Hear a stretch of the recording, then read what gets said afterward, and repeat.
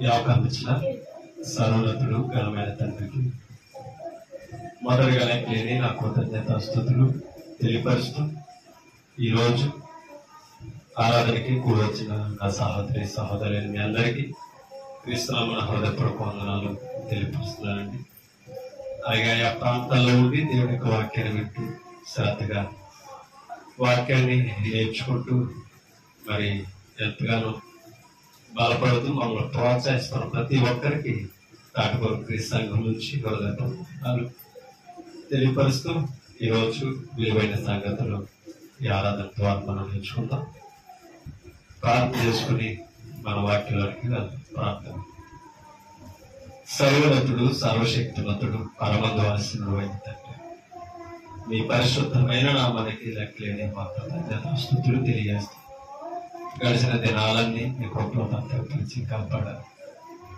ఈ ఆదివారం ప్రభు దినముగా మిమ్మల్ని ఆత్మతో సంచులతో ఆరాధించుకునే అవకాశాన్ని, అలాగే మీ ప్రియకుమారుడైన యేసుక్రీస్తును కూడా ఆత్మతో సంచులతో ఆరాధించడానికి మాకు ఇచ్చిన ధన్యతను బట్టి స్తోత్రం. మరి ఆరాధనకు రావాల్సిన వారిని త్వరగా నడిపించండి తండ్రి. ఆరాధనలో మేము యోగ్యులుగా ఉంటూ తండ్రి మీ ఎదుట సత్ప్రవర్తన కలిగి జీవించే అవకాశాలు మా అందరికి ప్రసాదించమని అడుగుచు. ఇంకా ఆరాధనకు రావాల్సిన వారిని జ్ఞాపకం చేసుకోండి, త్వరగా నడిపించండి. వచ్చిన మేము మీకు లోపడుతూ మీ మాటలు వినే మరి ఆసక్తి కలిగి వినయ భావాలతో శ్రద్ధతో మా హృదయాలు మీ వాక్యం కొరకు బదిలిపరుచుకునే అవకాశాలు తండ్రి.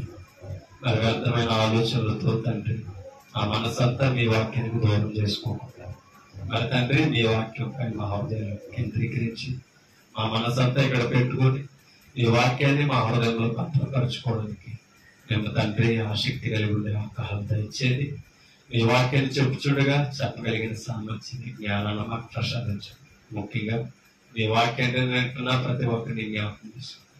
వినే హృదయాలు మరి తండ్రి వినే చెవులు గ్రహించే హృదయాలను ప్రసాదించండి. ముఖ్యంగా మాటలను భద్రపరుచుకునే స్థితిని మా అందరికీ ఇవ్వండి. ఆయా ప్రాంతాల్లో ఉండి మీ వాక్యాన్ని ప్రతి ఒక్కరిని జ్ఞాపకం చేసుకుంటారు. మీ మాటలు వింటూ ఆసక్తిగా తండ్రి నేర్చుకుని సత్యాన్ని గ్రహించి మీపై ఆనుకునే బాధ్యతలు దయచేస్తారు. మాలో మీరుండి మాతో మీరుంటారు. చెప్పే మాటలకి జ్ఞానం ఇచ్చి బలపరచండి. కలిపి చెప్పే ఆలోచనలు మాలో నుంచి తీసివేయమని యేసుక్రీస్తు పరిశుద్ధ నామమున ప్రార్థన అడుగుచున్నాము తండ్రి. ఆమేన్. విలువైన దేవుని సంగతులు పరిశుద్ధ గ్రంథం నుండి మనం నేర్చుకుంటాం. ఎన్నో సంగతులు దైవ గ్రంథం మరి ప్రతి వారం మాకు నేర్చుకుంటాం. దేవుని కృపను బట్టి అనేకమైన పాఠాలు నేర్చుకొని ఆత్మీయంగా బలపరచబడే అవకాశాన్ని తండ్రి దేవుడు మాకు అందరికీ ఇచ్చారు. ఈరోజు కూడా కొన్ని మాటలు మనం పరిశీలన చేద్దాం. మత్తయి 7వ అధ్యాయంలోకి మనం మత్తయి సువార్త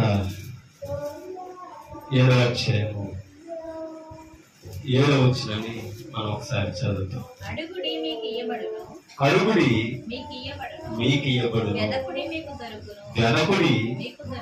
ఎవరు మాట్లాడుతున్న మాటలేవి? యేసుక్రీస్తు వారు మాట్లాడుతున్న మాటలు. అడుగుడి మీకు ఇయ్యబడును, వెదకుడి మీకు దొరుకును, తట్టుడి మీకు తీయబడును. అడుగు ప్రతి వాడును పొందును, వెదకు వారికి దొరుకును, తట్టు వారికి తీయబడును. అంటే ఈ మాటలో యేసు ప్రభు వారికి చెప్తూ ఆయన వెంబడి వస్తున్న జన సమూహం, ముఖ్యంగా 12 మంది అపోస్తలులతో మాట్లాడుతున్న సంగతి. అడగాలట. దేవుని దగ్గర అడిగి మనం పొందాలి. దేవుడికి అన్ని తెలుసు కదా అనుకుని మనం దేవుని ప్రార్థన ద్వారా అడగవలసిన విషయాల్లో కూడా మనం నిర్లక్ష్యంగా ఉన్నాం. అసలు ప్రార్థన అనేది దేవుణ్ణి మనం అడగడం, మన అవసరతలు తెలియపరచడం, మనకు కావలసింది దేవుని వేడుకోవడం. అందుకనే ప్రార్థన మనం విసుకుపోవడం, ప్రార్థనలో మనం నిర్లక్ష్యంగా ఉండడం. ఒకటి, భౌతికమైన విషయాలైనా మనం అడగాలి. భౌతికమైన విషయాలు, మన అవసరతలన్నీ దేవుణ్ణి అడగాలి. కానీ ఇక్కడ యేసు ప్రభు చెప్తున్నది మనకి లోపల ఏం కావాలో అయ్యి అడగమని కాదు. అసలే అక్కడ అడగవలసింది ఏంటి అంటే దేవుని చిత్తాన్ని నెరవేర్చేవి మనం అడగాలి, దేవుని చిత్తాన్ని ఎరిగేవి మనం అడగాలి. అది మనం అర్థం చేసుకోవాల్సిన అవసరం మనందరం. ఒక మాట మనం చదువుతాం, రాజుల గ్రంథంలోనికి వెళ్తాం. మొదటి రాజుల గ్రంథం 3వ అధ్యాయము 5వ వచనం ఒకసారి మనం చదువుతాం.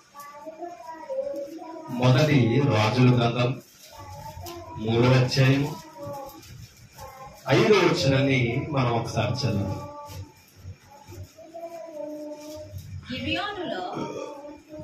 గిబియోనులో యెహోవా రాత్రివేళ స్వప్నమందు ఎవరట?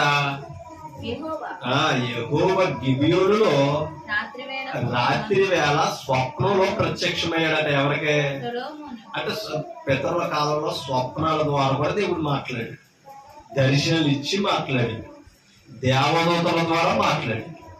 ఓకేనా? మనం గ్రహించాలి. అంటే సొలొమోను, జ్ఞాని అయిన సొలొమోనుకి దేవుడు స్వప్నంలో ప్రత్యక్షమై మాట్లాడుతున్నాడట. ఏమని? నేను నీకు దేనినిచ్చుట నీకిష్టమో దాన్ని అడుగమని. ఎంత గొప్ప ఆప్షన్ ఇది! నీకు ఏది ఇష్టమో అడిగన్నాడంటే ఆప్షన్ ఎలా ఉంటది అంటారు? నిజంగా మనల్ని అడిగితే కనుక దేవుడు ఆ మాట ఏమడుగుతాం? ఇష్టమైనవి ఏంటి? మంచి ఇల్లు అయ్యా, ఇల్లు లేదు అని అడుగుతాం. అంతేనంటారా? అందరికీ ఉంది, బంగారం లేదని అడుగుతాం. అంతేనంటారా? అంటే మనకి ఈ లోకంలో ఏం అవసరమో అవి ఎక్కువగా కోరుకుంటాం. ఎందుకంటే శరీరానికి కావలసింది లోకంలో అవసరమైంది ముఖ్యంగా అదే. అవునంటారు కదంటారు? మిమ్మల్ని కాదు, నన్ను అడగమన్నా కూడా నేను అదే అడుగుతాను, మంచి ఇల్లు కావాలని అడుగుతాను. అవునంటారు కదంటారా? ఎందుకని? అవసరం అవి. ఈ లోకంలో మన మానవ జీవితంలో ఈ భూమి మీద ఉన్నంత వరకు అవి అవసరం. శాశ్వతంగా ఉంటాయని కాదు, కానీ మనం ఉన్నంత వరకు అవి అవసరం. అక్కడ తెలిసినప్పుడు మనం ఏం జరుగుతాం? కంపల్సరీ అవి అడుగుతాం. కానీ ఈ ఆప్షన్ సొలొమోనుకి ఇస్తే సొలొమోను ఆ ఆప్షన్ తీసుకోలేదు. తెలుసా? సొలొమోను ఆ అవకాశం తీసుకోలేదు. అంటే నీకేమి ఇష్టమో, నీకేం కావాలో అడగమన్నాడంటే ఎన్నైనా అడగొచ్చు. కానీ సొలొమోను అడిగింది ఏం తెలుసా? అదే దైవానికి ఇష్టంగా మనం ఆలోచన చేయడం. అడుగుడు మీకు ఇవ్వబడినంటే మనకు కావలసినవి అడగడం కాదు. ముందు మనం అడగవలసింది దైవానికి అనుకూలంగా చాలా ఉన్నాయి. ఇక్కడ సొలొమోను అడుగుతాడు. చూడండి, ఒక మాట మీకు చూపిస్తాను. ఇక్కడ కాదు, ఒక మాట మీకు చూపిస్తాను.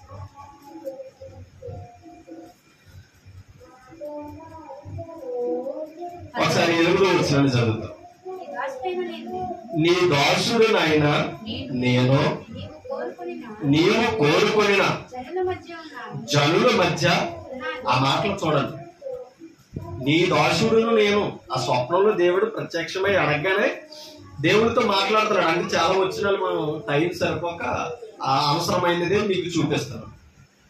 నీ దాసుడునైనా నేను నీవు కోరుకొనిన జనుల మధ్య ఉన్నాను. ఎవరు ఆయన కోరుకున్న జనులు? అంటే ఇశ్రాయేలుల మధ్య ఉన్నాడట. ఎవరో? సొలొమోను. ఓకేనా? వారు ఎవరో? ఆయన జనులు, ఆయన కోరుకున్న జనులు. ఇశ్రాయేలు ఏమయ్యారట? విస్తరించి ఉన్నందున ఎవరిని? విస్తరించి కోరుకున్న వారిని లెక్క పెట్టుటయు అమ్మా వారి విశాల దేశమును తనిఖీ చేయుటయు ఎవరికి సాధ్యం కాదట. అంటే వారికున్న దేవుడిచ్చిన స్థలం గాని, అమ్మా వారు చేరవలసిన భూమి గాని అది తనిఖీ చేస్తే సరిపోదట. ఎవరికి సాధ్యం కాదట. అసలు వాళ్ళని లెక్క పెట్టడం కూడా సాధ్యం కాదట ఒక మనిషి. అంత విస్తరించి ఉన్నారట. ఎవరు కోరుకున్న ప్రజలు? దేవుడు కోరుకున్న ప్రజలు. 9వ వచనం. అంటే అంత విస్తారంగా ఉన్న ఎంత గొప్పదైనా నీ జనములకు న్యాయము తీర్చగలవాడు ప్రశ్న కదా. మరి ఈయనెవరో? దేవుడికి ప్రార్థన చేస్తున్నా ఈయనెవరో? స్వప్నంలో మాట్లాడుతున్న ఈయనెవరైనా అంటే ఆయన ప్రజలను నడిపించడానికి ఏర్పరచుకున్నాడు ఈ సొలొమోనుని. ఓకేనా? కానీ ఈయన అంటున్నాడు, ఎంత గొప్పదైన నీ జనమునకు న్యాయము తీర్చగలవాడు. ఆ మాటలో చూడండి, అంటే న్యాయం తీర్చడానికే పెట్టాడు ఎవరినే? సొలొమోనుని. దావీదు తర్వాత రాజు ఎవరు? సొలొమోను. కానీ ఈయన అన్నాడు, అసలు నీ ప్రజలకు న్యాయం తీర్చడానికి ఎవరు సరిపోతాడయ్యా? ఎట్టి మనుషుడు సరిపోతాడయ్యా? మరలా ఆయన కోరుకున్న ప్రజలకి. ఓకేనా? కాబట్టి నేను మంచి చెడులు వివేచించి నీ జనులకు న్యాయము తీర్చినట్లు నీ దాసుడునైన నాకు వివేకము గల హృదయము దయచేము. ఎంత జ్ఞానయుక్తమైన ఆలోచన దేవుణ్ణి అడిగితే. అవునా? ఇంత గొప్పదైన నీ జనములకు న్యాయం తీర్చడానికి ఎవరు సరిపోతాడయ్యా? కానీ ఆ స్థానంలో నన్ను పెట్టావు కాబట్టి నీ ప్రజలకు న్యాయం తీర్చినట్లు వివేకము గల హృదయం నాకు దయచే. అంతే చాలా అన్నాడట. ఎవరో? సొలొమోను గారు. ఎన్ని అడగొచ్చు అంటారా? నీ చుట్టుపక్కల ఏ రాజుకు లేనంత స్థితి నాకు కావాలి. అంతేనంటారా? ఈ చుట్టుపక్కల ఏ రాజుకు లేనంత బలం నాకు కావాలి, సైన్యం నాకు కావాలి. ఎవరైనా నా యొక్క సొత్తు దడలు ఎత్తుకోవాలని అన్నాడు అడగాలి. అంతేనంటారా? అమ్మా, ఒకవేళ అడిగితే ఎత్తాడంటారా? ఆలోచన చేయండి. కానీ దేవుడు మనకి ఆప్షన్ ఇచ్చినప్పుడు తెలివిగా అడగాలండి. దేవుడు అంటే మనం అడిగే సమయం దొరికినప్పుడు మనం దేవుడి పక్షంగా కోరుకుంటే అసలే ఏం అడగల. నీ ప్రజలకు న్యాయం తీర్చే వివేకము గల హృదయం ఏమయ్యా, అంత గొప్ప జనానికి న్యాయంగా పెట్టావు నన్ను న్యాయాధిపతిగా చాలు అని అన్నాడు. ఇప్పుడు దేవుడు ఏం చేయడం? 10వ వచనం చదవండి. సొలొమోను చేసిన అంటే మనమంటే ఏంటి? ఆ స్వప్నంలో దేవుడు ఆప్షన్ ఇవ్వగానే ప్రార్థన చేసాడట. ఈ మనవి ప్రభువులకు. అంటే మన ప్రార్థన కూడా ఎలా ఉండాలి? అడుగుడి మీకు ఇవ్వబడును అన్నాడంటే అడిగేవి కూడా ఎలా ఉండాలి? దేవునికి అనుకూలమైనవి మనం అడగాలి, అనవసరమైనవి అడగకూడదు. ఆప్షన్ ఉన్నది కదని తీసుకోకూడదు. ఓకేనండి? మీకు అర్థమవుతుందా? అనుకూలమైనవి అడగాలి. అంటే మనం అడిగేది ప్రభుకి ప్రీతికరం అవ్వాలి, ఆయనకి ఇష్టపూర్వకంగా ఉండాలి. అనుకూలముగా అనుకూలమైన గనుక 11 వచ్చు. దేవుడు అతనికి ఎలాగూ ఇప్పుడు అది అడగగానే ఇప్పుడు దేవుడు సెలవిస్తున్నాడు అంత సొలొమోనుకి. ఏమని? దీర్ఘాయువునైనను ఐశ్వర్యమునైనను నీ శత్రువుల ప్రాణమునైనను. అటు ఇప్పుడు అడగొచ్చా లేదా? యాక్చువల్గా అయితే దేవుడు అవకాశం ఇచ్చాడు కాబట్టి అడగొచ్చా లేదా? కానీ అవి తీసుకోలేదు. నా ముందు శత్రువులు లేకుండా చేసే, ఏ రాజ్యం లేకుండా చేసేయాలి అని అనలా. నాకు ఐశ్వర్యం కావాలి. ఇంకా చెప్పాలంటే మెతుషల కంటే ఎక్కువ ఆయుష్ అని కూడా అడగల. ఎవరో? సొలొమోను. మెతుషల ఎంతకాలం బ్రతికాడు? అమ్మా, 969 సంవత్సరాలు బ్రతికాడు మెతుషల. ఆయనకంటే ఎక్కువ ఆయుష్ కలిగిన వాడు భూమి మీద ఎవరు లేదు. 969 సంవత్సరాలు బ్రతికాడంటే మనిషికి ఎంత ఆయుష్ ఇచ్చాడు చూడండి దేవుడు. మరి ఎందుకు 120 గడిపోయారు? ఎందుకు 60-70కి వచ్చేసారు? దేవుని మాటను నిర్లక్ష్యం చేసి. ఇవాళ ప్రకృతికి ఆయుష్ ఎందుకు పెరుగుతుంది తెలుసా? ప్రతి వృక్షమే ఎక్కువ కాలం ఎందుకు పెరుగుతుంది తెలుసా? ఆయన జాడాలో నడుస్తుంది కాబట్టి. ఇంకా ఆయన పని చేస్తుంది. మనం కూడా ఆయన పని చేస్తే దీర్ఘాయుష్మంతులుగా అవుతాం. అది మనం నేర్చుకోవాలి. దీర్ఘాయువునైనను ఐశ్వర్యమునైనను నీ శత్రువుల ప్రాణమునైనను అడుగక న్యాయములను గ్రహించుటకు వివేకం అనుగ్రహించమని నీవు అడిగితివి. నీవు ఎలాగూ అడిగినందున నీ మనవి అది మనం అడిగేది దేవుడు ఆలకించితేనే, అంగీకరించితేనే ఇవ్వగలడు. బుద్ధి వివేకములు గల హృదయము నీకిచ్చుచున్నాను. పూర్వీకులలో నీ వంటి వారొకడను లేరు, ఇక మీదట నీ వంటి వారొకడను ఉండరు. మరియు నీవు ఐశ్వర్యమును ఘనతను ఎమ్మని అడగకపోయినను నేను వాటిని కూడా నీకు ఇచ్చుతున్నాను. ఎంత జ్ఞానం చూడండి. లౌక్యం. దేవుని పనికి కావలసిన మనం అడిగితే మనకు కావలసిన ఎవరు అనుగ్రహిస్తున్నారు తెలుసా? అది నీ అలా అక్కడ ఆయన ప్రజలను గొప్ప చేసింది. ఆయన ఏర్పరచుకున్న మనసును గొప్ప చేశాడు. అవునా? అంత గొప్ప స్థితిని దేవునికి చక్కగా వివరించాడు. కాబట్టి ఆయన అంటున్నాడు, నువ్వు ఇవి అడగకపోయినా నేను ఇవ్వడానికే సిద్ధంగా ఉన్నాను. కాబట్టి దేవునికి ఏది అనుకూలమో ఆ ప్రార్థన మన హృదయంలో సిద్ధం చేసుకోవాలి. మనం అడిగే ప్రతి దాని వెనుక మనం పొందుకునే అర్హతను దేవుని దగ్గరే ఏర్పరచు. ఇప్పుడు ఐశ్వర్యాన్ని అడగల, దీర్ఘాయువును అడగల, అవునా, శత్రువు ప్రాణమును అడగల, కానీ అవన్నీ ఇచ్చేదే లేదా? ఇంకా చెప్పాలంటే సొలొమోను కాలంలో యుద్ధాలే జరగలేదు. ఇక అర్థమవుతుంది, శత్రువులు లేకుండా చేయనని అడగలేదు. అయినా సొలొమోను కాలంలో ఏం జరగలేదు తెలుసా?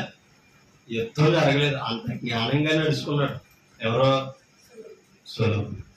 అంటే తర్వాత ముగింపు ఆయన జీవితం ఎలా ఉన్న తర్వాత విషయం. కానీ ఆయన రాజుగా నిలబడుకున్నప్పుడు, దేవుడు కోరుకున్నప్పుడు ఆయన మైండ్ సెట్ ఎలా ఉన్నదో ఒకసారి ఆలోచించారు. ఇవాళ మనం ఒకటే నేర్చుకోవాలి, దేవుడిని నమ్ముకొని బాప్తిస్మం పొందినప్పుడు మన ఆలోచనలు, మన నిర్ణయాలు ఎలాగైతే ఉన్నాయో మన ముగింపు వరకు కూడా మన మైండ్ సెట్ అలాగే ఉండాలి. ఎందుకంటే మనం ప్రారంభించినప్పుడు కాదంటే దేవుడు చూసేవాడు, ముగింపులో. అందుకనే నిలుచున్నానని చెప్పుకొని నీవు పడిపోకుండా జాగ్రత్త పడు అని. పడిపోయే సమయాలు ఎన్నైనా ఉంటాయి మన జీవితంలో, కానీ నిలబడడానికి దేవుడు ఇచ్చిన అవకాశం ఒకటే, అది మనం గుర్తించుకోవాలి. అర్థమవుతుందండి? నేను ఇవన్నీ అడగకపోయినను నేను వాటిని కూడా నీకు ఇచ్చుతున్నాను. వాటి వలన నీ దినములన్నింటిను రాజులలో నీ వంటి వారొకడును. సొలొమోనుకి ఇచ్చిన గొప్ప భాగ్యం, తీసుకున్న ఆప్షన్ అది. అడుగుని మీకు ఇవ్వబడ్డానని అన్నాడంటే, నువ్వు అడుగు ఏదైనా ఇస్తానని అన్నాడంటే అనవసరమైనవన్నీ అడగలేదు, అవసరమైనది ఎప్పుడో వెతుకున్నాడు. అలాగే మనం కూడా దేవుని ఎదుట అందుకోవాలనుకున్నప్పుడు మనకి భౌతికంగానే కాదు, మనం అడిగేవి ఆత్మీయంగా కూడా ఉపయోగపడేవి ఏమిటో ఆలోచించుకోవాల్సిన అవసరత మనందరికీ ఉంది. అది మనం నేర్చుకోవాలి. కీర్తనల గ్రంథం 10వ అధ్యాయం 4వ వచనం ఒకసారి చదువు. కీర్తనల గ్రంథం.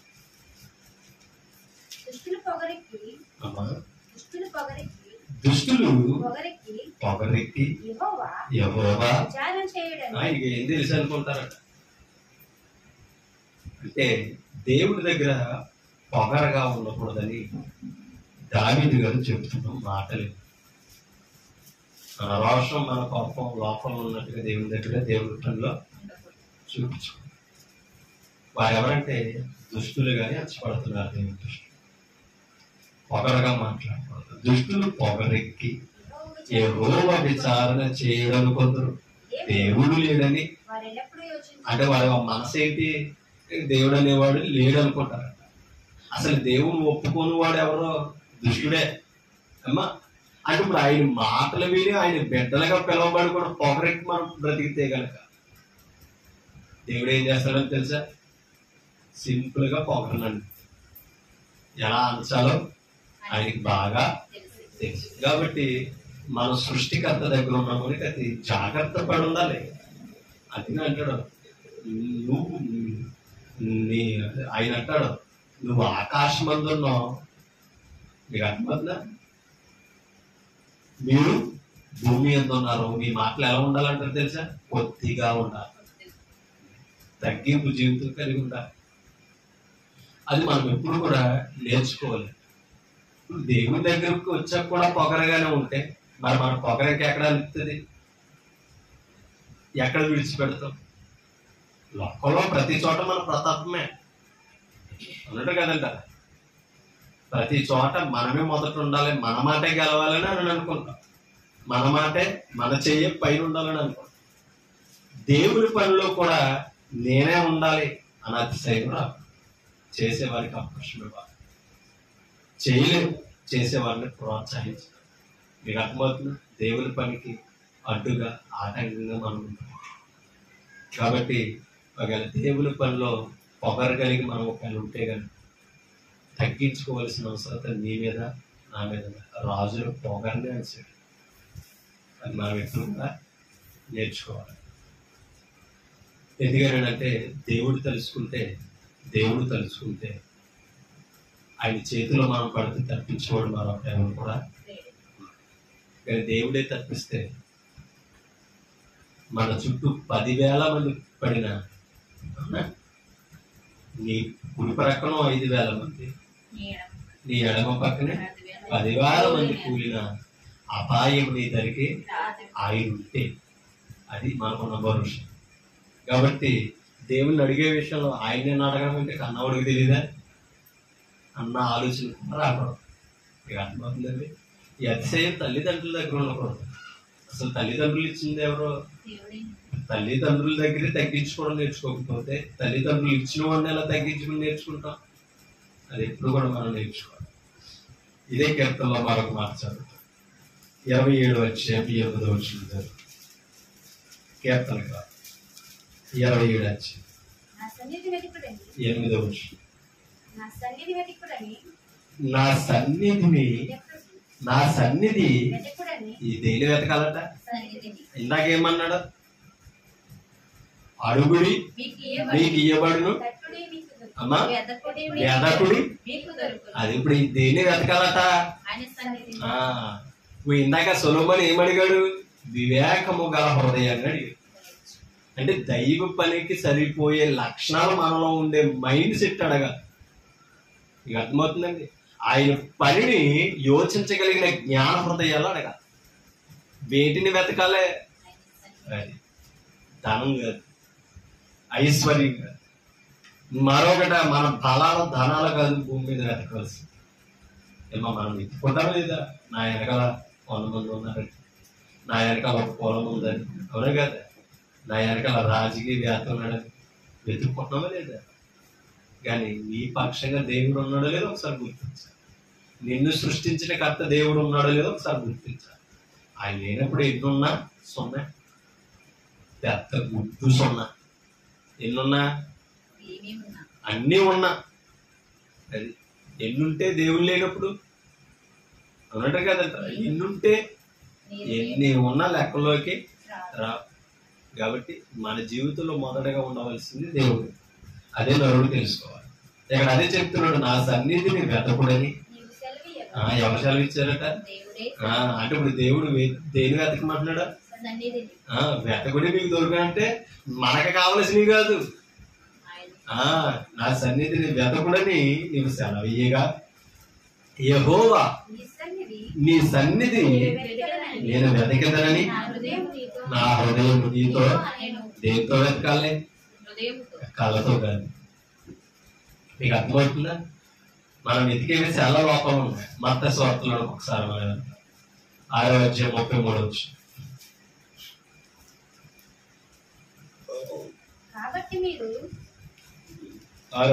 తీసారమ్మా. కాబట్టి మీరు ఆయన రాజ్యమును నీతిని మొదట ఏం వెతకాలట? ఏం వెతకాలట? మొదట దేవుని దగ్గరికి వచ్చిన వాడు వెతకవలసింది మొదట ఏంటి తెలుసా? ఆయన రాజ్యమును ఆయన నీతిని వెతకాలి. ఆ రెండు మైండ్కి తెచ్చుకోవాలి దేవుని దగ్గరికి వచ్చిన వాడట. కానీ మనం ఏమి అడుగుతున్నాం? మనం ఏమి వెతుకుతున్నాం? 31 కాబట్టి 31 కాబట్టి ఏమి తిందుము, ఏమి త్రాగుదము, ఏమి ధరించుకుందామని. అంటే ఇప్పుడు దేవుని దగ్గరికి వచ్చా కూడా మన అవసరతలు ఏంటి? అంతే కదా. ఇప్పుడు దేవుని దగ్గరికి వచ్చాం, ఈ అవసరం అవునే మా ఆయనకి తెలీదా? అందుకే పైన చెప్పాడు, అడవి పువ్వులను చూడండి, ఆకాశ పక్షులను చూడండి, వాటిని అన్నింటినీ మీ పరలోకపు తండ్రి ఏం చేస్తున్నాడు? పోషిస్తున్నాడు. వాటికంటే శ్రేష్ఠులు మీరు ఎలా వదిలేస్తాడండి? ఆయన పోలికలో ఉండమన్నాలని ఆలోచించాలి. ముందు ఆయనకి ఏది ఇష్టమో కోరుకోవాలి. బిడ్డలు కూడా తల్లిదండ్రుల ఆశయం ఏంటో తెలుసుకోవాలి, తల్లిదండ్రులు ఇష్టం ఏంటో తెలుసుకోవాలి. అది గొప్ప మనసు. మనకి ఇష్టమైనది మనం చేయడం ప్రత్యేకతే, కానీ నన్ను కన్నవారి ఇష్టం ఏంటో తెలుసుకోవాలి. అది బిడ్డలో తల్లిదండ్రులకు ఇవ్వాల్సిన మనసు, అవకాశం. అది ఎప్పుడు కూడా ప్రతి తల్లిదండ్రి మాకంటే తక్కువగా బిడ్డలు ఉండాలని ఎవరు అనుకుంటారా? మాకంటే తక్కువగా బిడ్డలు ఉండాలని ఎవరైనా అనుకుంటారా? ఏ తల్లిదండ్రులు అయినా అనుకుంటారా? అదే ఇందాక మనం చదివిన మత్తయి సువార్తలో కూడా అదే చెప్పాడు. 7 అధ్యాయానికి ఒక్కసారి మనం అర్థం చూడండి. 9 వచ్చును, 7 అధ్యాయం 9 వచ్చును. మీలో ఏ మనుషుడైనను తన కుమారుడు తన్ను రొట్టెను అడిగిన ఎడల వానికి రాతినిచ్చునా అంటే అర్థం ఏంటి? రొట్టెకు బదులు రాయెత్తాడా? ఇదే తినరా అని ప్రభు చెప్పే మాటలు చూడండి, ఎంత గొప్ప మాటలు, ఉపమానాలు ఇవి. ఏ తండ్రి అయినా తన కుమారుడు రొట్టెని అడిగితే రాతినిచ్చునా, చేపను అడిగిన ఎడలా ఏదైతే మాంసమే కదా తినరాలని అంటాడా? పామిచ్చి జ్ఞానం ఉంది కదా తండ్రికి. అంటే మనం చెడ్డవారమై ఉండి కూడా మన బిడ్డలకి ఏమిస్తున్నాం? మంచి ఈవులనే ఇస్తున్నాం. అంత జ్ఞానంలో మనం ఉన్నాం. మరి మనం మన పరలోకపు తండ్రి ఇంకెంత మనసు కలిగిన వాడు. అమ్మ మనకేం కావాలో ఇంకా ఎలా సిద్ధపరిచేవాడు, అది ఎప్పుడు కూడా మనం ఒకసారి గ్రహించుకోవాలి. అందుకనే తల్లిదండ్రుల ఆశయాన్ని ఎరిగిన వారు ఎప్పుడు కూడా దేవుని చిత్తాన్ని గైకోవడానికి సిద్ధపడతారు. యేసుప్రభు అదే చెప్పాడు. ఎప్పుడు కూడా కుటుంబాన్ని కానీ జన్మనిచ్చిన వారిని కానీ ద్వేషించమని బైబిల్లో ఎక్కడ చెప్పలేదు. కానీ కొన్నిసార్లు పరిస్థితులకి అనుకూలంగా మనం నడుస్తాం, పరిస్థితుల వైపే చూస్తాం. మనం జ్ఞానాన్ని విడిచిపెడుతూ అజ్ఞానంగా ఆలోచించి అవివేకంగా ప్రవర్తించి కన్నవారిని బాధపెట్టి కన్నవారి ఆశయాలను గుర్తించకుండా వాళ్ళు ఏమైపోతే నాకే, వాళ్ళు బాధపడితే నాకు, వాళ్ళు ఏమైపోతే నాకు, నేను కోరేది దక్కాలి, నేను అనుకున్నది చెయ్యాలి అని అనుకున్నవి తప్పకిన దాని వెనకాల ఏ నష్టం వస్తుందో హెచ్చరించినా గుర్తించలేని పరిస్థితి. ఇదే తప్పిపోయిన కుమారుని గురించి చెప్పాడు. నాయన నువ్వు ఎన్ని చెప్పినా నేను ఎన్నో ఆస్తిలో సగభాగం నాకు చేయడం లేదు. పంచి ఏం సాధించుకుని వచ్చాడు? అర్థమవుతున్నా? ఆఖరికి కొంపు కొట్టే వాసనతో వచ్చాడు, ఆకలితో అలమటించిపోయి వచ్చాడు, తనకున్నదంతయో నష్టపరుచుకున్నాడు స్నేహితులతో, పెంటతో వచ్చాడంట, దుర్వాసన పడుతున్నాడంట, పందులు పొట్టు తినొచ్చు. ఇంకా ఆఖరిగా తినడానికి కూడా ఆ యజమాని అవకాశం. లోకం యొక్క స్థితి అలా ఉంది. లోకాన్ని ప్రేమించి లోకాన్ని అనుసరించే ప్రతి ఒక్కరి జీవితం అలాగే ఉంది. అయినా సరే నువ్వు తప్పు తెలుసుకుని అదే కుమారుల తగ్గించుకుని నువ్వు తిరిగితే మన పరమ తండ్రి ఏం చేస్తాడంట? ఎడ మీద పడి ముద్దు పెట్టుకొని కౌగులించి, అద్భుతమైన వండర్ఫుల్ వర్డ్స్ అండి ఆ మాటలో, కౌగులించి దాసులు పిలుస్తున్నాడంట. నా కుమారుడు తప్పిపోయి తిరిగి వచ్చాడు, చనిపోయి బ్రతికెను, వెళ్ళండి స్నానం చేయండి, శుభ్రం చేయండి. ఎవరిని? నా కుమారుడిని. ఆ స్నానం ఏంటి తెలుసా? బాప్తిసం. నువ్వు ఎప్పుడైతే తప్పులో ఉన్నాను, చెడులో ఉన్నానని తెలుసుకున్నావో ఆ మనసు మారితేనే నీకు రక్షణ. నువ్వు పోగొట్టుకున్నది తెలియాలి. ఆయన అనుకున్నాడు తప్పిపోయిన కుమారుడు, నా తండ్రి ఎంత అనేక కూలి వారికి అన్నము సమృద్ధిగా ఉంది, ఆయన కొడుకునయ్యండి, నా కర్మ ఏంటి, నా బ్రతికేంటి ఇలా అయిపోయింది తెలుసుకున్నాడు. ఎదిరిస్తే తండ్రిని ఎదిరిస్తే, కుటుంబాన్ని ఎదిరిస్తే ఏం సంపాదించుకుంటాడో, జీవితం ఎలా ఉంటుందో చూపించాడు. ఇవాళ పరమ తండ్రిని ఎదిరించే ప్రతి ఒక్క నరుడి జీవితం అలాగే ఉన్నది. జాగ్రత్త, గుర్తించు. దేవుణ్ణి విడిచిపెట్టి ఈ లోకమే గొప్పది, నేను జ్ఞానిని గొప్పవాడిని తిరిగామా, తప్పిపోయిన కుమారుని స్థితే మనకు వస్తుంది. కానీ ఆయనలా ముగింపులో మనకి మార్పు రాకపోతే, మారు మనసు పొందకపోతే ఏంటి మన స్థితి? ఒకసారి ఆలోచించాలి. ఒకవేళ దుష్టుల వల్ల పొగరెక్కి గర్వించి దేవుడు ఉన్నాడా, ఉంటే నా జీవితం ఏంటి అని ఆ స్థితిలో ఉండి కూడా మాట్లాడుతున్నావే తప్ప కానీ నేను దేవుణ్ణి వ్యతిరేకించి బ్రతుకుతున్నానే అనేది ఆలోచనకి రాకపోతే రేపొద్దున ధనవంతుని గతే మనకి ఒకసారి గుర్తించాలి. ఎంత ప్రేమించే ఆ పరమ తండ్రిని మనం పోగొట్టుకుంటామంటే మన మనసు ఎలా ఉంది, మన బ్రతుకు దేని మీద ఉందో ఒకసారి ఆలోచించుకోవాల్సిన అవసరం. అదినే చెప్తున్నాడు, రాతిని అడిగితే రొట్టెని అడిగితే రాత్రినిచ్చినా, చేపని అడిగితే పామునిచ్చినా. మీరంటే ఎవరో భౌతికమైన తల్లిదండ్రులతో చెప్తున్నాడు, మీరు చెడ్డవారయ్యుండి మీ పిల్లలకు మంచి ఈవులని ఎరిగి ఉండగా పరలోకమందున్న మీ తండ్రి తన్ను అడుగు వారికి అంతకంటే ఎంతో నిశ్చయముగా మంచి ఈవులనిచ్చును. ఎంత అద్భుతమైన మాట అండి. రొట్టెని అడిగితే ఇంకా అద్భుతమైన కొని ఇవ్వాలని అనుకుంటున్నాం దేవుడి స్థితి ఇస్తే, అవునా కాదా? నేను గంజి తాగినా పర్లేదు, మా ఓడి ఏం చేయాలి, పలవా తినాలి అనుకుంటున్నావా లేదా? ఆడ ఎలా పోతే నాకు ముందు నేను తినేళ్ళు మొక్కలని అనుకుంటున్నావా? తినేస్తాం ముందెట్టుకుని తినం, ఎవరి కడుపు నింపితే చూస్తాం. ఇంకా అద్భుతమైన విషయం ఏంటి తెలుసా? పిల్లలు అలా లొట్టలు వేసుకుని తింటుంటే ఆ నోరూరుడు ఆ శబ్దాలు విని మనమే కడుపు నింపేసుకుంటే ఏదో మనం తిన్నంత ఫీల్ అయిపోతాం, అవునంటారు కాదంటారా? అంటే ఒక మనుషుడుగా తండ్రి స్థానంలో తల్లి స్థానంలో ఉన్న నీ మనసు నా మనసు ఎలా ఉంటే, ఆయన పోలుగులో పుట్టించిన మన జీవితంలో మనకు కావలసినవి ఆయన అడుగుతున్నప్పుడు, ఆయన నిర్వహిస్తున్నప్పుడు అలా పరమ తండ్రి మైండ్ ఎలా ఉంటది? ఆలోచిస్తున్నామా? మనుషులుగా మనకే ఎంత ఆలోచన ఉంటే మరి నిన్ను నన్ను సృష్టించిన దేవుని యొక్క ప్రణాళిక ఎంత ఉంటది? ప్రభు ఉపమానంలో ఎంత అద్భుతంగా మాట్లాడుతున్నాడు. మనుషులు మీరే పెట్టల పట్ల ఎలా ఆలోచిస్తుంటే మీరు ఆయన సృష్టించిన వారే, ఆయన పిల్లలు, అవునే కదా? అడుక్కునే స్థితికి ఎందుకు వెళ్ళేస్తాడు? నీతిమంతుడు భిక్షమెత్తుకునే స్థానానికి ఎందుకు నడిపిస్తాడు? అన్నట్టు కాదంటారు. కాబట్టి ఆలోచించాలి.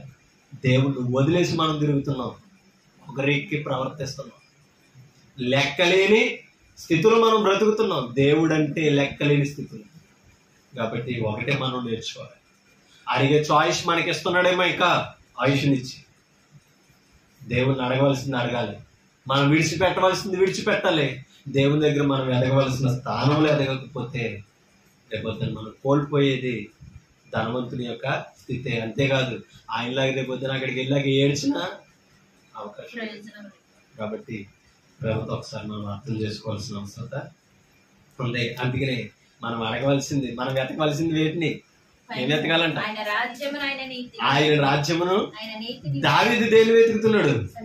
ఆయన సన్నిధిని వెతకమంటే నేను నా హృదయంలో దాన్ని వెతుకుతున్నానని చెప్తాడు. కాబట్టి భౌతికమైనవి కాదు, ప్రభు దగ్గరకు వచ్చాక ఆత్మీయమైనవి వెతకడం మనం నేర్చుకోవాలి. 50వ కీర్తన 15 వచ్చు. 50వ కీర్తన 15 వచ్చు. అమ్మా ఎప్పుడంట? ఆపత్కాలమున నీవు నన్ను గూర్చి, ఎవరిని గూర్చి మొరపెట్టాలి? అది నేను ఆపదలో ఉన్నానని దేవుడికి చెప్పాలి, అవునా కాదా? వయసు వచ్చే పిల్లలు అడుగుతున్నారు లేదా, నాన్న ఇది అవసరం, అమ్మా ఇది అవసరం, నాకు ఈ కష్టం వచ్చింది, లేకపోతే నాకు ఈ బలహీనత వచ్చింది, నాకు ఈ సమస్య వచ్చింది, స్కూల్లో ఈ సమస్య ఉంది, లేకపోతే ఫ్రెండ్స్ ద్వారా ఈ సమస్య ఉంది, లేకపోతే నన్ను ఇలా ఏడిపెడుతున్నారు, చెప్పుకుంటున్నావా లేదా? మరి నీకు సమస్య జీవితంలో కృంగిపోయే స్థానం వచ్చినప్పుడు దేవునికి ఎందుకు చెప్పవు? దేవునికి చెప్పే సమయం వస్తుంటే ఎందుకు అంత నిర్లక్ష్యత? అందుకని అన్నాడు దావీదుతో, ఆపత్కాలమున నీవు నన్ను గురించి మొరపెట్టుము, నేను నిన్ను విడిపించేదను. ఎక్కడి నుంచి? ఆపదలలో నుంచి నిన్ను విడిపించేదను. నీవు నన్ను మహిమ అంటే ఇప్పుడు ఆపదలో నుంచి తప్పించిన వాడిని ఏం చేయాలి? అది వదిలేయకూడదు. కష్టకాలం తీరిపోయిన తర్వాత దేవుని మర్చిపోయే స్థానానికి వెళ్ళిపోకూడదు. తీర్చిన దేవుని మహిమపరచాలి. మా జగన్ గారు చెప్తున్నారు, దుంగితేనే ఆయన వాళ్ళని నాకు నీడద్దని చెప్పుకున్నావు లేదా? మా చెంటున్నారు భూమి ఇచ్చినందుకే, అది ప్రభుత్వం ద్వారా చెంటున్నారు భూమి ఇచ్చినందుకు. నువ్వు ఇల్లు లేని స్థితిలో బ్రతుకో, నీడ కిందో లేకపోతే గుడిసి కిందో లేకపోతే చెట్టు కిందో డేర కిందో బతుకో. ఇప్పుడు ఆయన వల్ల ఏమొచ్చింది? ఒక అధికారికి వచ్చిన మంచి తలాపుల వలన ఒక నిలువు నీడ వచ్చింది, నీకంటూ స్థానం వచ్చింది. మర్చిపోతున్నావా? ఆ ఇంటికి వచ్చిన వాళ్ళందరికీ చెప్తున్నావు, జగన్ గారు ఇచ్చారని నాకు ఇల్లు అని. అవునా? నాకు ఈ స్థలం జగన్ గారు ఇచ్చారండి, ఇల్లు కట్టుకున్నానండి, నేను ఈ స్థితిలో ఉన్నానండి, అధికారికి దేవుడు గొప్ప మనసు ఇచ్చాడండి. ఎన్నిసార్లు చెప్పుకున్నాం ఆయన గురించి? మరి ఎన్ని రోగాలు, ఎన్ని అపాయాలు, ఎన్ని ప్రమాదాలు, ఎన్ని ప్రాణాపాయ స్థితుల నుంచి నేను లేవనెత్తాడు. మరి కృతజ్ఞత కలిగి ఉన్నావా? దేవుడికి స్తుతులు చెప్తున్నావా? అదే దేవుడి గురించి నువ్వు కృతజ్ఞత కలిగి ఆయన సన్నిధిలో నువ్వు ఆయన కనపరచగలిగిన స్థానాన్ని కలిగి ఉన్నావా? ఒకసారి ఆలోచిస్తా. దావీదుతో అదే చెప్తాను. 69వ కీర్తన 32 వచ్చు. 69వ కీర్తన 32 వచ్చు. బాధపడువారు దాన్ని చూసి సంతోషించుదురు. కానీ ఇక్కడ చూడండి, దేవుని వెదకువారులారా మీ ప్రాణము అంటే అర్థమేంటి? ప్రాణాన్ని నెమ్మదపరిచేవాడు ఆయన. మన ప్రాణం ఆశించేది దొరికేలా చేసేవాడు. మన ప్రాణం ఎవరిని వెతకాలంట? అందుకనే దేవుని వెతకువాడు వాళ్ళ ఈ ప్రాణం తెప్పరిల్లును. యెహోవా దరిద్రుల మొర, యెహోవా దరిద్రుల మొర అంటే ధనవంతుడు ప్రార్థన చేస్తాను వింటానని అంటావా? ఏమా మరి అలా అనుకుంటే దరిద్రుడైన లాజర్కి ఎలా దొరికింది అనుకుంటారా? పరదేశి అంటే తరతమ భేద ప్రభు దగ్గర లేవు. ప్రభు పక్షపాతి కాదు. షెడ్డు కొట్టుకుని వస్తే ఒకలా మాట్లాడతామా, మాసుమని బట్టలతో వస్తే ఒకలా మాట్లాడతామా, అన్నాడు కదా. కదా ఒకరున్నవాడు వస్తే ఓలా వ్యవహరిస్తాం అతని దగ్గర. ఏమి లేదు కూలి పని వస్తే ఓలాగా వ్యవహరిస్తాం. మన మైండ్ ఇది అంతేనంటారా? నిజమా కాదు? కానీ దేవుని దగ్గర అమ్మా ఇంకో విషయం చెప్పనా, దేవుని సన్నిధికి మంత్రి గారు వచ్చినా, ఆయన గేటు కాడ ఉన్న వాచ్మెన్ వచ్చినా ఒకటే. ప్రత్యేకత ఏమి? అది సీఎంకి ఎంత విలువ ఉంటుందో వాచ్మెన్ కూడా అంతే విలువ ఉంటుంది. ఎందుకు తెలుసా? అక్కడ నీ స్టేటస్ కాదు, నీ హృదయం కావాలి. హృదయంలో దేవుడికి నువ్వు ఇచ్చే స్థానం కావాలి. నువ్వు బయట ఉన్న స్టేటస్ కాదు దేవునికి కావాల్సింది. కాబట్టి దేవుని బట్టి విర్రవీగుతున్నావు. దేవుడికి నీ హృదయంలో స్థానం ఉందని అతిశేస్తున్నావా, లేకపోతే గొప్పగా నీ స్థితి లోపల ఉన్నదని అతిశేస్తున్నావా? ఒకసారి ఆలోచించు. ఏముందని అతిశయం. అందునే కొరింథీ పత్రికలో అంటాడు, అతిశయ కారణం ఉన్న ఎడల నేను ప్రభు నుండే అతిశయపడుచున్నా. ప్రభుని కలిగి ఉన్నందుకు అతిశయం రావాలండి. ఎందుకు తెలుసా? ప్రభు దగ్గర రక్షణ ఉంది.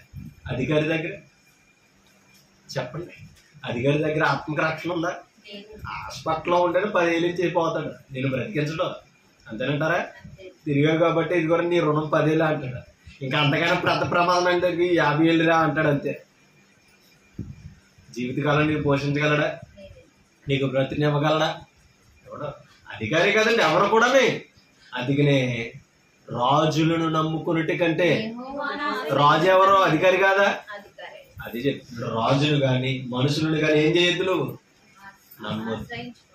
అసలు అలా ఆశ్రయించొద్దు. ఆశ్రయం కాదు. ఎవరు ఆశ్రయం? సృష్టికర్త ఆశ్రయం. ఆయన ఆశ్రయించిన వాడు ధన్యుడు.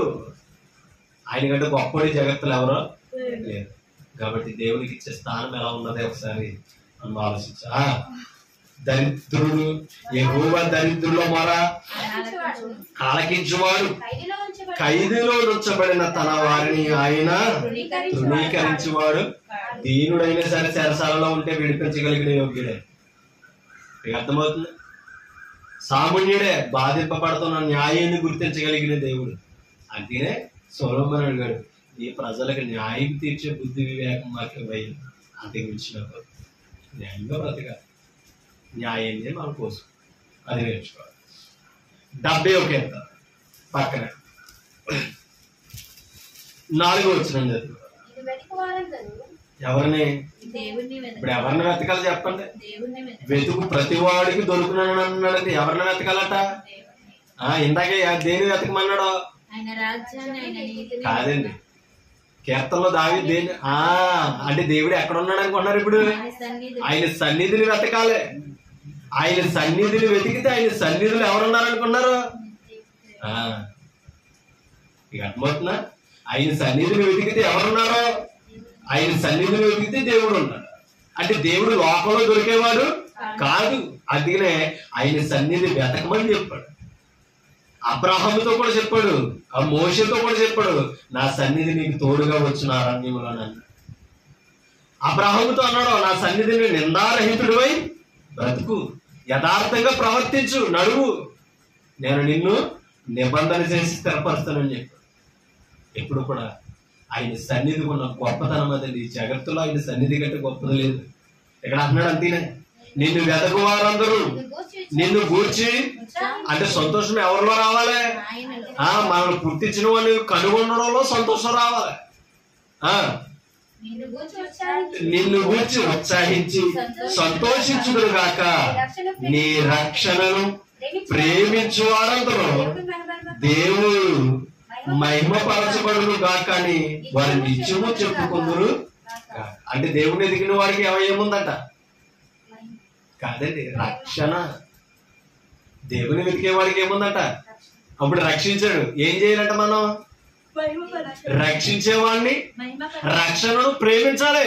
అమ్మా మీకు అర్థమవుతుందా? ఇప్పుడు బాప్తిసం పొందామమ్మా, ఏమయ్యాం? ఇప్పుడు ఈ రక్షణను మనం ఏం చేయాలి? ప్రేమించాలి. ప్రభు ఇచ్చిన రక్షణ ఎంత విలువైనదో మనం ప్రేమించి ఈ రక్షణను కాపాడుకోవాలి. ఎప్పటి వరకు? ప్రభు పిలిచే వరకు.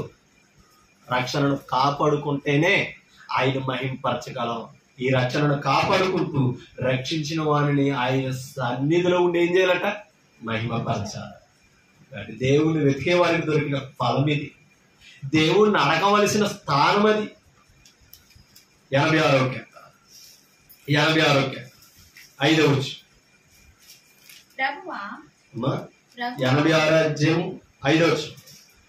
ప్రభువా, 86 5 అండి. నీవు దయాళుడు, క్షమించుటకు సిద్ధమైన మనసు గలవాడు. ఎవరంట దేవుడు? అది దరిద్రుడు మొరపెట్టినా ఆయన దయ చూపించాలి. నీ స్థితి ఏంటో చూడడం, నీ ఆపదనే నా ఆపదని చూస్తాం. అటువంటి దేవుడు వద్దనుకుంటుందండి లోకం. మనం కూడా ఈ లోకంలో బ్రతుకుతూ ఈ లోకంలో చిక్కుకుపోయి ఒక్కొక్కసారి దేవుని విలువ తెలిసిన దేవుని దగ్గరికి రాలేని పరిస్థితిలో ఉంది. దేవుని విలువ ఎరగిన వారు రాకపోతే సరే, విలువ లేదు కనుక, తెలియలేదు కనుక. తెలిసి కూడా మనం దేవుని సన్నిధిని పోగొట్టుకుంటాం. దేవుని దగ్గరికి చేరకపోతే ఏంటి మన పరిస్థితి? ఏం నేర్చుకుంటున్నాం? మన భక్తి మనకి దేవుని ఎదుట ఏ విలువ నేర్పుతుంది? ఒకసారి ఆలోచించుకోవాల్సిన అవసరం మీ మీద, నా మీద ఉంది. ఇవాళ దేవుడు దొరికాడు అనడం కాదు, ఆయన్ని పోగొట్టుకోవడం, పట్టుకోవడం గొప్ప. ఆయన నిజమైన యథార్థమైన గొప్పడు. ప్రభువా, నీవు దయాళుడు, క్షమించుటకు సిద్ధమైన మనసు గలవాడు. చూడ, నీకు మొర్రపెట్టు వారందరి ఎడల కృపాతిశయము. ఆయనకి మొర్ర పెడితే కృప చూపడంలో అతిశయిస్తాడంట. కృపను పోగొట్టడంలో కాదు. మీకు అర్థమైందా? మనం ప్రభువుని కలిగి ఉన్నందుకు అతిశయపడితే ఆ ప్రభువు మనకి కృప అనుగ్రహించడంలో సంతోషిస్తాడు. అది మన సంతోషాన్ని బట్టి ఆయన సంతోషం ఏర్పడు. లోకం ఉన్నది కదా, లోకంలో నేను గొప్పవాడిగా ఉన్నాను కదా అతిశయిస్తే కృప చూపించడంలో ఆయన చింతిస్తాడు. ఒకసారి ఆలోచించి 10 వచనం మీకు చూపిస్తాను. చూడండి, 3వ వచనం. ప్రభువా, దినమెల్లా నీకు మొరపెట్టుచున్నాను. ఒక్క మాట వినండి. మరి రోజు మనం ప్రార్థించగలుగుతున్నామా? దానియేలు రోజుకు 3 సార్లు దేవుడికి మొరపెట్టు. ఉదయం, మధ్యాహ్నం, సాయం.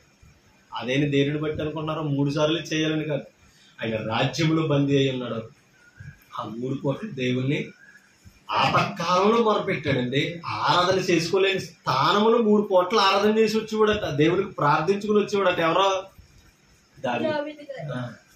కానీ దావీదు దినమునకు 7 మార్లు దేవుని స్తుతించేవాడట. ఆయన అరణ్యంలో ఉన్నాడు, ఫ్రీడమ్. ఆయన ఆరాధించినంతకాలం ఆరాధించుకోవచ్చు. కాబట్టి పాపములు చిక్కుపోయి దేవునికి దూరంగా ఉంటామా? ప్రభు సన్నిధిలో ఉండి స్వతంత్రంగా ఆయన ఆరాధించుకున్నామా? ఒకసారి ఆలోచన చేయాలి. వారికున్న ప్రమాదాల స్థితులు మనకి ఇవాళ లేవు. కాబట్టి ఇంత స్వేచ్ఛను దేవుడు ఇస్తుంటే, ఇంత స్వేచ్ఛ జీవిగా ఆరాధించవలసిన స్థానంలో కూడా సమయాన్ని పోగొట్టుకుంటున్నామంటే లెక్క చెప్పవలసిన తీర్పు దినం ఒకటి ఉన్నదే. జాగ్రత్త, బీ కేర్ఫుల్ గా మనం అందరం ఉండాలి. దేవుడు, ప్రభువా, నా ప్రాణము చూడండి నీ వైపునకు అంటే అర్థం ఏంటి చెప్పండి? ఆయన వైపునకి ఎత్తడం ఏంటి? మన ప్రాణం ఎప్పుడు ఆయన దగ్గరికి వెళ్ళాలి, ఆయన సన్నిధికి వెళ్ళాలి.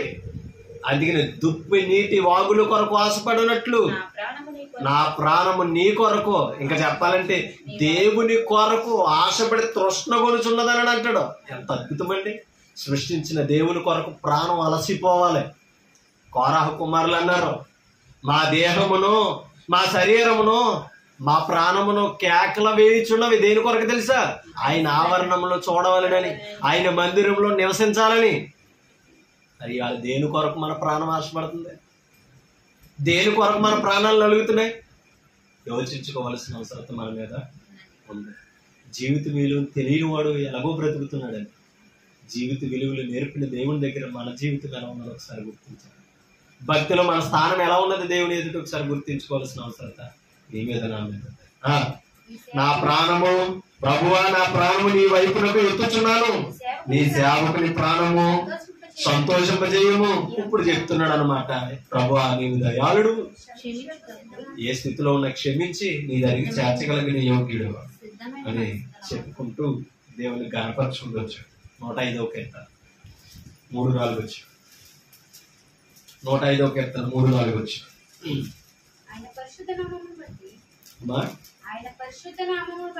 ఆయన పరిశుద్ధ నామమును బట్టి అంటే దేవుని ఘనమైన పేరు ధరించుకున్నందుకు అతిశయించాలట. అందుకనే పేతురు గారు అంటాడు, ఎవడైనను క్రైస్తవుడైనందుకు సిగ్గుపడొద్దని చెప్తున్నాడు. నేను క్రైస్తవుడని లోకంలో చెప్పుకోవడానికి సిగ్గుపడకూడదు. దాని విలువ తెలియని వాడు సులకనగానే చూస్తాడు.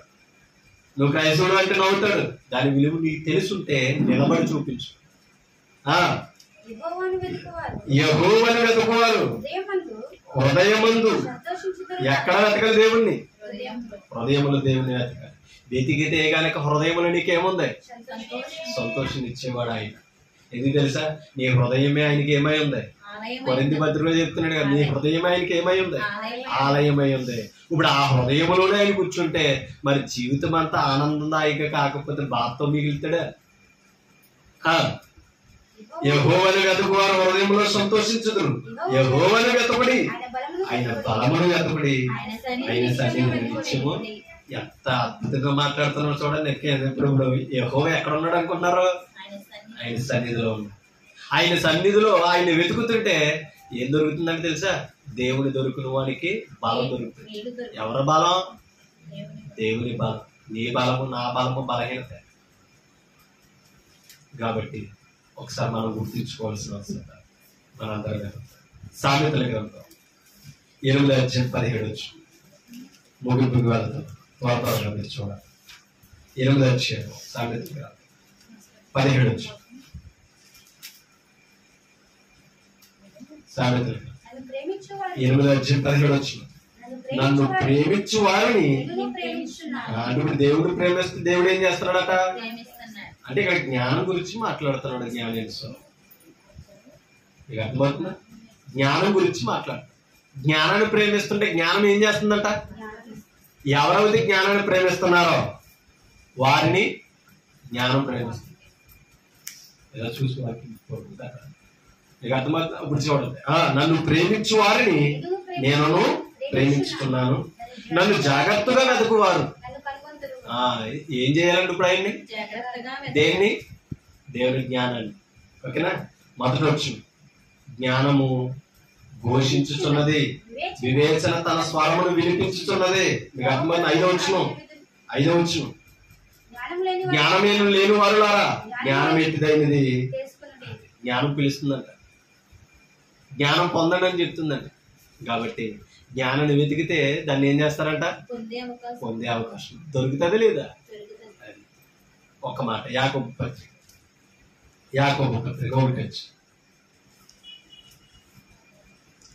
1:5 యాకోబు 1:5 మీలో ఎవరికైనాను జ్ఞానము కొదువు అంటే తక్కువగా ఉన్నాయా అతడు దేవుణ్ణి అంటే ఇప్పుడు ప్రార్థన దేనికి ఉపయోగపడుతుంది చెప్పండి? అడుగుడే అన్నాడు అన్నాడు అంటే అర్థం ఏంటి? దేవుణ్ణి అడగాలి, దేవుని సన్నిధిని అడగాలి, దేవుని జ్ఞానాన్ని అడగాలి. చూడండి, ఎప్పుడు అది దేవుణ్ణి అడిగినప్పుడు అతనికి అనుగ్రహింపబడును. ఆయన ఎవరిని గద్దింపక అందరికి ధారాళముగా దయచేవాడు. ఎవరిని గద్దించడు. అందుకని ఇందాకన్నాడు దావీదు, ప్రభువా నీవు దయాళుడు, క్షమించుటకు సిద్ధమైన మనసు కలవాడు. ఎవరిని త్రోసేయడట. అడగడం నేర్చుకుంటే ఇవ్వడం ఆయనకి అదేనన్నాడు. ఇంకా ఆయన కృప చూపడంలో అతిశయిస్తాడట. అంతేనంటారా? కాబట్టి జ్ఞానాన్ని వెతికితే దొరుకుతుంది. జ్ఞానాన్ని వెతకడం అంటే ఆయనను అడగడం. ఎక్కడ వెతకాలనంటే లేఖనాల్లో వెతకాలి. వెతికితే దొరుకుతుందా లేదా? కాబట్టి దేవుని జ్ఞానాన్ని వెతికే స్థానం మనకు తెలిసినప్పుడు వెతకవలసిన అవసరం ఉంది. మత్తయి సువార్త 18 మత్తయి సువార్త 19 మత్తయి సువార్త 18 19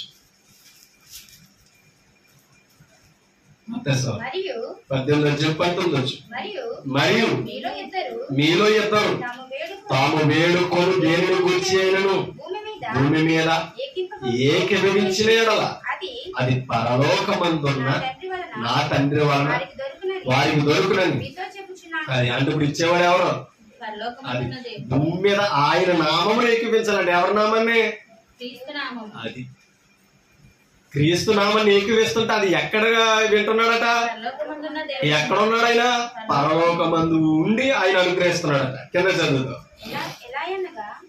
ఎలా అనగా ఇద్దరు ముగ్గురు నా నామమున, ఎవరి నామమున? క్రీస్తు నామమున. ఆయన నామం లేని చోట ఎంత వేల మంది ఉన్నా ఆయన వినడం దొరకదు. క్రీస్తు నామము కలిగిన సంఘములను ఉండడగలిగితే కనుక ఆయన కుమారుని బట్టి నీకు నాకు అనుగ్రహించగలడు. ఎందుకంటే ఆ కుమారుని నామమును అధికారములోనికి తెచ్చినది తండ్రి. ఆయన నామం ఒప్పుకోకుండా నువ్వు ఎన్ని కార్యక్రమాలు చేసినా సున్నాయా? చూడండి, ఎక్కడ ఇద్దరు ముగ్గురు నా నామమున కూడి యుందులో అక్కడ నేను వారి మధ్యన ఉందునని. మన మధ్యన ప్రభు ఉంటే మనకన్నీ అనుగ్రహించగలరు. యోహాను సువార్త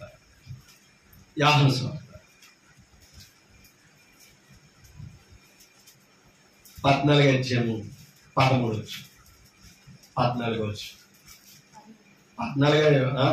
యోహాను సువార్త 14:13 మీరు నా నామమున దేన్ని అడుగుదురు తండ్రి కుమారుని యందు. అంటే ఇప్పుడు కుమారుని నామమున అంటే కుమారుడి పేరట అడుగుతుంటే తండ్రి అనుగ్రహిస్తుంటే తండ్రికే మహిమ అంటది. ఎందుకు తెలుసా? ఆ నామమును ఏర్పరిచిన వాడు తండ్రి. అందుకని అన్నాడు ఆ మాట. మరలా చదవండి. మీరు నా నామమున దేన్ని అడుగుదురు తండ్రి కుమారుని యందు మహిమపరచబడినట్లు దానిని చేతును. 14 వచ్చిన అమ్మా, నా నామమున మీరు నన్ను ఏమి అడుగుదురు నేను. అది కుమారుడు అనుగ్రహించగలడు, తండ్రి అనుగ్రహించగలడు. అతి అధికారం కలిగిన దేవుణ్ణి మనం కలిగి ఉంటే అమ్మా ఆయన విడిచిపెట్టి లోపల వేటి కొరకు ప్రాకులు పడతాం, శాశ్వతం కాని వాటి కొరకు ప్రాకులు పడతాం. ఒకసారి గుర్తించాలి. లోకస్వార్త 11:9 లోకస్వార్త 11:9 9-13 వచ్చిన రాసుకోండి.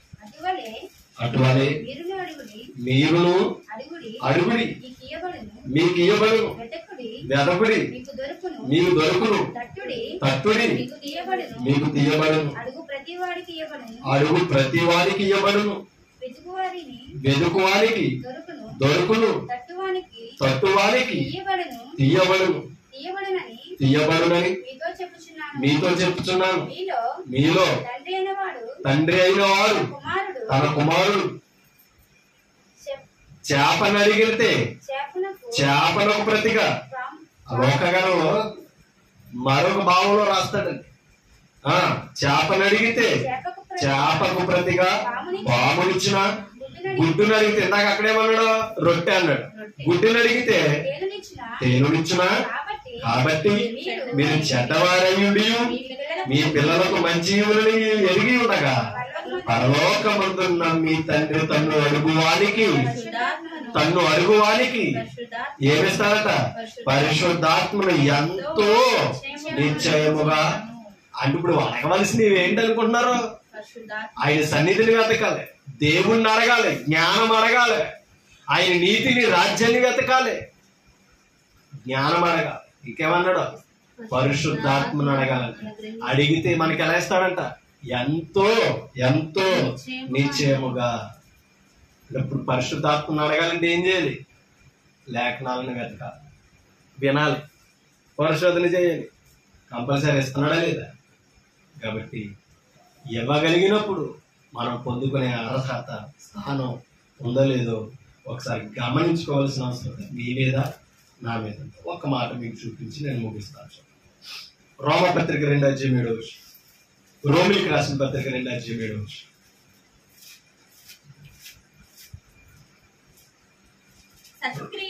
సత్క్రియను ఎలా చేయాలంట? అంటే మంచి క్రియలు ఎంత ఏముండాలి మనకి? ఓపిక. సత్క్రియను ఓపికగా చేయించు, మహిమను, ఘనతను, అక్షయతను, ఇవన్నీ ఎక్కడ ఉన్నాయంటే క్రీస్తు శిరసైన సంఘములో ఉన్నాయి. ఓకేనా? ఏం వెతకాలంటారు మనం? సత్క్రియను ఓపికగా చేసేవాడు మహిమను, ఘనతను, అక్షయతను వెతకవాడికి నిత్య జీవం దొరుకుతుంది. ఎంతకంటే గొప్ప భాగ్యం ఏముందండి? మీకు అర్థమవుతుందా? ఇలా వెతికే వాడికి ధారాళంగా అనుగ్రహిస్తున్నాడట. మా సొలొమోను వేటిని అడిగాడు? అంతే కదా, వివేకము గల హృదయాన్ని అడిగాడు. ఆయుష్నిచ్చాడా? ఐశ్వర్యం ఇచ్చాడా? చెప్పండి. ఘనతనిచ్చాడా లేదా? ఘనత అంటే పేరు. అంత గొప్ప స్థితి ఇచ్చాడు. కాబట్టి దేవుడు మనకి అన్ని ఇవ్వాలంటే దేవుడు మనకిచ్చిన రక్షణ కాపాడుకోవాలి. ఆయన సంఘంలో మనం యోగ్యులుగా ఉండాలి. మనం ఆయన పనిలో నమ్మకంగా ఉండాలి. 3:11. ఇదే రోమపత్రిక. అమ్మా, నీతిమంతుడు లేడు, ఒక్కడను లేడు. గ్రహించువాడు ఎవడను? దేవుడు వెతకవాడు ఎవడను? కానీ దొరుకుతున్నాడా లేదైనా? కానీ వెతకాలి. ప్రతి నరుడు దేవుణ్ణి వెతకాలి. ఎక్కడ? ప్రకృతిలోనా? ఏమా, ప్రకృతిలో వెతకాలా? ఎక్కడెక్కడో ఉన్నాడంటే తీర్థయాత్రలు చేసి వెతకాలా? నువ్వు ఉన్న చోటే ఉన్నాడు, నీ హృదయంలోనే ఉన్నాడు ఆయన. కాబట్టి ఆ హృదయంలో వాక్యమై ఉన్నాడు, వాక్యముతో ఆయన నివసిస్తున్నాడు. నువ్వు వెళ్ళు. సత్యవాక్యం ఎక్కడ వినపడుతుందో, సత్య సంబంధమైన సంఘం ఎక్కడున్నదో వెళ్ళు. వాక్యాన్ని పరిశోధన చేయి. ఆయన వెతుకు, దొరుకుతాడు. కావలసిన ఆత్మీయ జ్ఞానం అంతా అనుగ్రహిస్తాడు. అది మనం తెలుసుకోవాల్సిన అవసరత మనందరి మీద ఉంది. ఒకసారి 1 యోహాను పత్రిక 3:22. 1 యోహాను పత్రిక 3:22.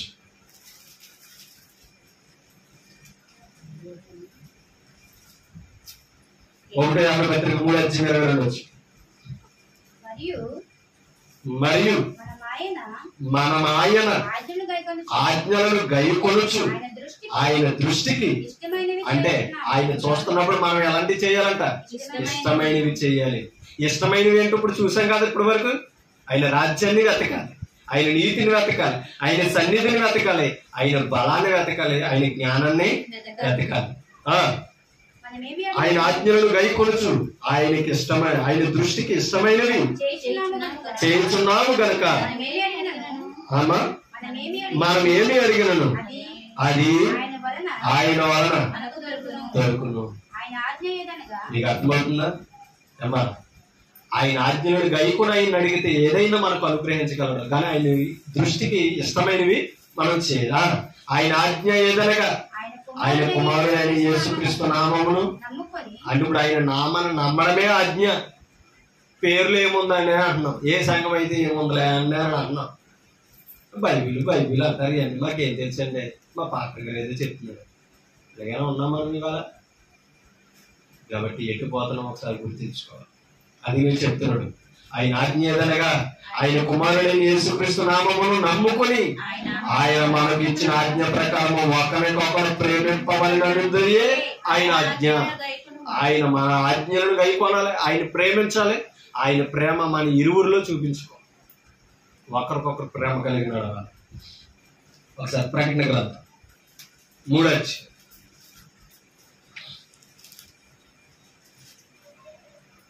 ముగింపు. ప్రకటన గ్రంథం 3:17. గ్రంథము బైబిల్కి ముగింపే ప్రకటన గ్రంథం, ఆ పాఠానికి ముగింపు. చూడండి 3:17. నీవు ఎవరి గురించో లౌకికలో ఉన్న సంఘం గురించి చెప్తున్నాడు. చూడండి అమ్మా, నీవు దౌర్భాగ్యుడవు, దిక్కుమాలిన వాడవు, దరిద్రుడవును, గుడ్డివాడును, దిగంబరుడునై ఉన్నావని ఎరుగక నేను ధనవంతుడును, ధనవృద్ధి చేసుకొనొచ్చు, నాకేమీ తక్కువ కాలేదని ఇలా విర్రబీగే వాళ్ళు ఎందరో. అంటే దేవుడు అనుగ్రహిస్తే ఇవన్నీ పొందుకుని ఆ పరిస్థితుల్లో దేవుని దగ్గర ఉండకూడదంట. అంటే అలాంటి వారు ఎవరు తెలుసా? ఆయన సన్నిధిని, ఆయన రాజ్యాన్ని వెతకకుండా, దేవుడిని వెతకకుండా, దేవుని స్థానం తెలియకుండా ఈ భౌతిక సంబంధమైనవన్నీ అలంకరించుకొని ఎంత గర్వించి బ్రతికిన ఆయన ముందు ఎలా కనబడుతున్నారంట? దరిద్రుడు, దిక్కుమాలిన వాడు, దౌర్భాగ్యుడు, అసలు దేవుని లెక్కలోకే లేనివాడు. ఇంకా అన్నాడు దిగంబరుడు, వస్త్రాలు లేకుండా. ఏ వస్త్రాలు? మహిమ వస్త్రాలు. క్రీస్తు ఇచ్చే పరలోకపు ఆ తెల్లని వస్త్రములు ధరించుకోకుండా ఉన్నారు. అందుకే కదా సార్ తెల్ల వస్త్రాలు కుట్టించుకుని వేసుకుని వస్తున్నాం అని అంటున్నారు. పరిశుద్ధత లేనప్పుడు నువ్వు ఏ వస్త్రాలు వేసుకున్నా వాల్యూ లేదు ప్రభు. కింద చదువుతా చదవండి. నీవు ధనవృద్ధి చేసుకున్నట్లు అగ్నిలో పుటము వేయబడిన బంగారమును నీ దిశమల సిగ్గు కనబడుకున్నట్లు ధరించుకొనుటకు తెల్లని వస్త్రములను నీకు దృష్టి కలిగినట్లు నీ కన్నులకు కాటుకను నా యొద్ద కొనుమని నీకు బుద్ధి చెప్పుచున్నాను. ప్రభు ఏం చేస్తున్నాడంట? బుద్ధి చెప్తున్నాడు. అలంకరించుకుని ఊళ్ళంటే తిరుగుతుందంట సంఘం. ఇవాళ అమ్మా పెళ్ళి కుమారుడు విడిచిపెట్టి తిరుగుతుంది.